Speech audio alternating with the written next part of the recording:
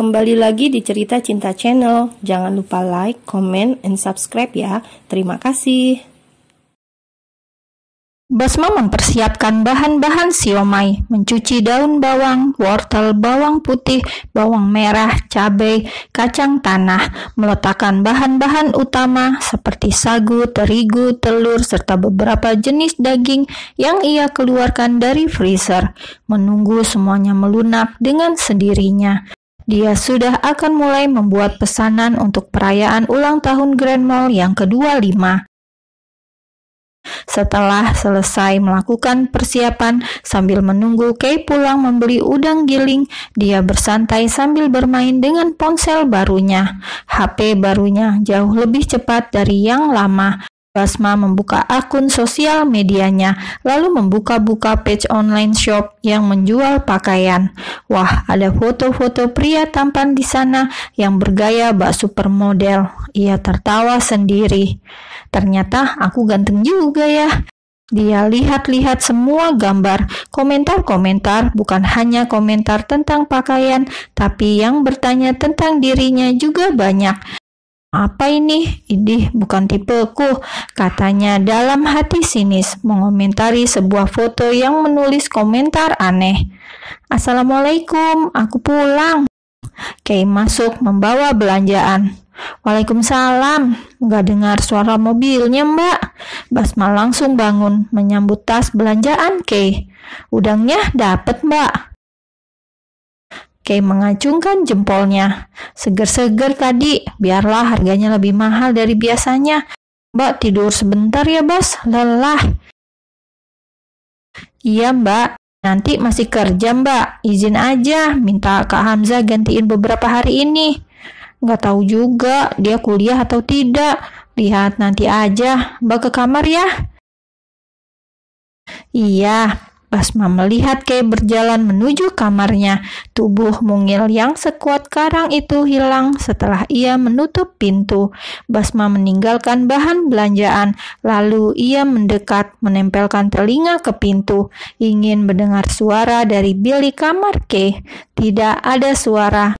Mungkinkah sudah tidur? Batinnya. Dia membuka pintu pelan. Ternyata gadis pekerja keras itu sudah terlelap sambil menenggelamkan wajahnya ke dalam bantal. Pasti kamu lelah sekali, mbak. Ia ingin mendekat, menyentuh wajah Kay dan menghadapkannya ke atas. Namun karena takut kepergok seperti waktu itu, akhirnya ia mengurungkan niatnya. Memilih berjalan pelan dan menutup pintu, lalu ia kembali ke dapur. Basma memang masih berumur 16 tahun. Ia masih duduk di bangku kelas 1 SMU. Namun keahlian memasaknya sudah terasah sejak kecil. Dari saat masih kecil, ia sudah membantu orang tuanya membuat roti. Mainannya adalah adonan terigu. Ia sudah sangat tidak asing dengan semua itu. Saat Kay pergi ikut berkeliling mengantar roti, dia memilih berada di rumah, ikut bermain-main dengan tepung dan telur. Saat kedua orang tuanya meninggal dan mereka harus tinggal bersama Bibi Salsa di desa, dialah yang mendapat jatah memasak dan menjaga anak-anak Bibi. Basma tumbuh dewasa dengan cara yang berbeda dari Kay. Ia pandai mengurus rumah, memasak makanan, mencuci dan menyetrika pakaian, sampai mengurus 2 bocah kecil anak Bibi Salsa. Basma mengaduk ikan dengan air, mencampurnya hingga rata, memasukkan daun bawang, telur, garam, bawang putih, dan bawang merah yang sudah digoreng dan ditumbuk, kaldu bubuk, sedikit saus tiram, minyak ikan, minyak wijen, gula. Semua sudah sesuai dengan takaran yang dia hafal di luar kepala. Diaduknya rata campuran dasar siomay itu, beberapa potong labu siam yang sudah dikukus dan dihaluskan. Fungsinya untuk membuat siomay tetap lembut. Lalu setelah tercampur rata, ia mulai memasukkan terigu dan sagu, sedikit demi sedikit secara bergantian, sampai kedua tepung itu habis. Lalu mulailah dia memasukkan adonan siomay tadi ke dalam kulit siomay yang dibuat Kay, meletakkan wortel yang sudah sudah diparut kasar sebagai topping di atasnya. Ia menyusun dengan rapi satu persatu ke dalam kukusan. Teratur, ia membuat dengan hati-hati dan telaten. Setelah memastikan kukusan sudah mendidih, ia mulai mengukus somai ikannya. Lalu ia melanjutkan membuat adonan selanjutnya. Komposisinya hampir sama, hanya ia sekarang menggunakan daging, udang, dan ayam, serta topping aneka macam. Ada udang utuh, telur puyuh, beef, dan juga sosis. Serta yang menjadi primadona, topping rumput laut. Ia bangun, mengendurkan saraf-sarafnya. Punggungnya terasa pegal, menggeliat ke kanan dan ke kiri. Diletakkannya sendok. Jam berapa sekarang ya? Jam 3. Kay tiba-tiba sudah ada di belakang Basma. Ya ampun, Mbak, buat kaget saja. Maaf. Kay mendekat dan menyandarkan wajahnya di bahu Basma, melihat adonan somai di baskom. Wah, Basma memang yang paling hebat. Lalu Kay menarik kursi, duduk di sebelah adiknya. Dia mengangkat tangannya, menunjukkan kalau tangannya sudah steril. Sudah cuci tangan. Lalu ia mulai memasukkan adonan somai ke dalam kulit, memberi topping, lalu memasukkannya ke dalam kukusan. Mbak sudah pernah bertemu dengan CEO Grand Mall? Iseng bertanya. Belum, bagaimana mungkin aku bertemu dengan seseorang sepertinya? Kak Bian kerja di mana? Mbak Kay juga belum tahu sampai sekarang. Kay menggeleng sambil cemberut. Dia pernah bertanya, tapi tidak pernah keluar jawaban pasti dari Bian. Dia pernah bilang kalau dia kerja jadi humas, berhubungan dengan orang-orang di luar perusahaan. Memasukkan adonan dengan cepat, Basma bisa membuat 5, Kay baru 1. Jadi dia berusaha menggerakkan tangannya lebih cepat. Aduh Mbak, lipatnya ke kanan kulitnya, dorong pelan-pelan biar mekar seperti bunga. Iya, akhirnya memilih memperlambat pekerjaannya tapi mendapat tampilan yang bagus. Mbak suka ya sama dia? Siapa? Kay kaget, namun bercampur perasaan malu. Teman, kita ini teman. Teman kok begitu? Kemarin itu yang bawa sekeranjang obat-obatan itu dia kan? Sekarang juga yang selalu mengantar Mbak pulang dia kan? Entah kenapa perasaan Kay jadi malu. Ia tersenyum simpul sebentar. Buru-buru tersadar kalau selama ini ikatan yang ada di antara mereka ya hanya sebatas persahabatan saja, tidak lebih dan kurang. Rumah dia di mana, Mbak?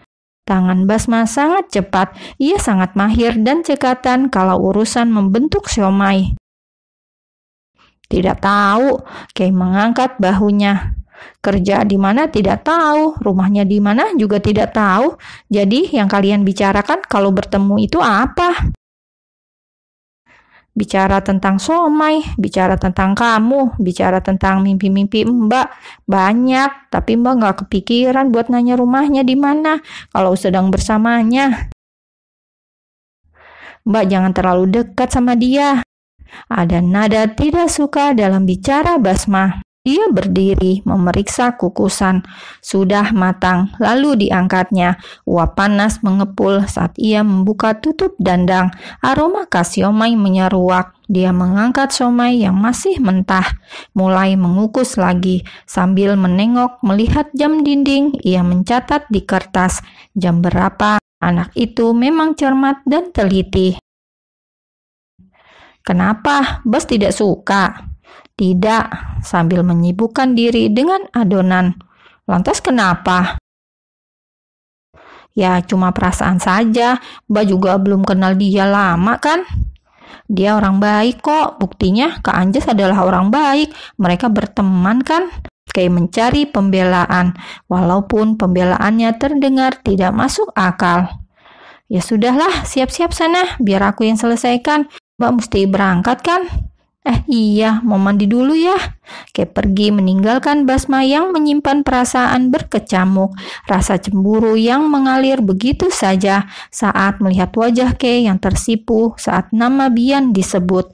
Walaupun dia tidak mengakuinya, namun samar Basma paham bahwa ada segurat rasa suka yang tertanam di hati Kay. Suatu hari mungkin akan tumbuh dan menjadi subur jika dipupuk oleh perjumpaan setiap hari, dan ia tidak rela jika itu harus terjadi.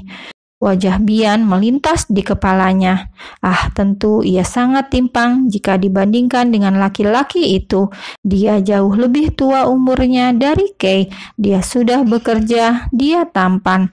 Aku juga tampan, batin Basma. Kalau urusan ketampanan, aku tidak kalah.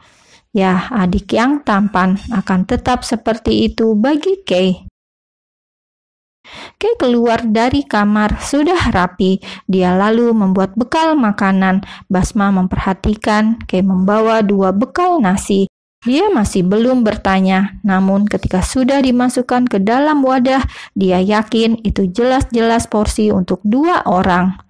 Apa kalian juga makan malam bersama? Lagi-lagi wajah merona itu muncul. Sambil tersenyum malu-malu, Kay mengangguk. Basma ingin bertanya lagi, namun ia merasa berat menahan cemburu. Akhirnya dia diam, meneruskan mencuci wadah dan peralatan dapur yang terpakai. Cukup hari ini, lanjut besok ya Mbak. Iya, kamu istirahat juga. Makan ya, jangan lupa. Mbak berangkat ya, Bas? Iya, hati-hati di jalan. Oke, saat mendengar suara pintu depan ditutup, Basma langsung menghentikan pekerjaannya. Ia lunglai dan terduduk, menahan semua perasaan yang tiba-tiba bermunculan. Wajah Kay melintas. Kakak perempuan yang selalu menjaganya selama ini, wanita setegar kaca yang akan melakukan apapun untuk dirinya, walaupun mereka sama-sama tahu bahwa mereka tidak terikat oleh pertalian darah, bukan saudara jauh, hanya anak dari seorang teman. Saat tahu kenyataannya dulu bahwa ia bukanlah adik kandung Kay, Basma malah sungguh-sungguh sangat bersyukur. Ia senang sekali. Sedari kecil ia memang sangat dekat dengan Kay.